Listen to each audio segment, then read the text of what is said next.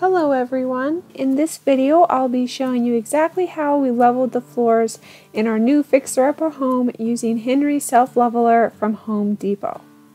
The exact name of the leveler that we use is Henry 555 Self-Leveling Underlayment, and I will link that as well as everything else that we used in the description and in the comments below. So I shared in our last videos about how the doorway between our dining room and hallway was a bit low by about ½ inch. We're going to be laying down vinyl plank flooring, so having it unlevel by that much is unacceptable. We were very grateful to have help with this project as well, so that we didn't have to figure it out on our own. So I do recommend, if you can, have other helpers so it's not just you. It is easier with more than 1 or 2 people. To start with, we use the Henry Underlayment Primer, and we use that to prepare the floors prior to using liquid leveler on it. You would only need to apply this primer if you're working with wood floors, such as the plywood here.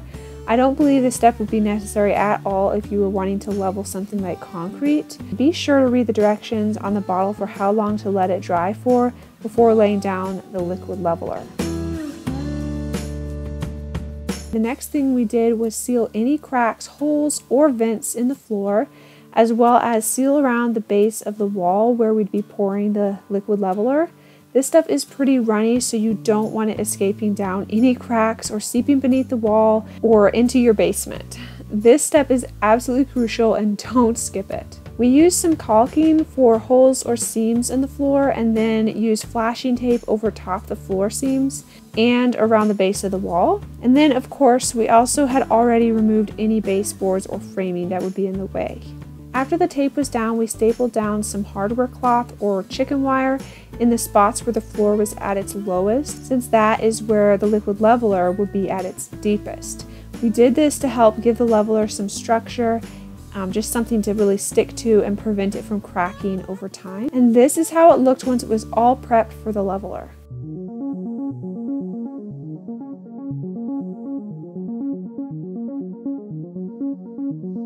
Next, we added the required amount of water to a bucket and began slowly mixing in a bag of leveler. We mixed it with our drill and a paddle attachment for the required amount of time. Just be sure to follow the instructions on the bag for details on all of this. Since we had such a large space to cover, we needed multiple batches, so we had to move pretty quickly. So we just made bucket after bucket until we were satisfied with the coverage. You'll want to move quickly anyway, since it does set up pretty quickly. Remember, this is self-leveling, so you really don't need to do a whole lot with it besides pour it into the right spots and feather out the edges with a trowel.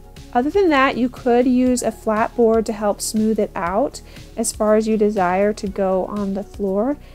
You could also use something like a rake to help break up any air bubbles if desired, which we did do. But honestly, if you work with it too much, you'll end up forcing it higher or lower than it would normally go on its own in certain spots, because as it thickens up, it won't be able to self-level as well if you continue messing with it. So once you have the coverage you desire, just leave it alone and let it do its thing. It's quite impressive how well it levels. Also, I want to mention that we carefully researched the cause of the unlevel floors to first make sure there was not any dangerous issue such as bad foundation. This home's foundation is in incredible shape and we saw no rotting or any major issues to address besides a slight low point in the floors.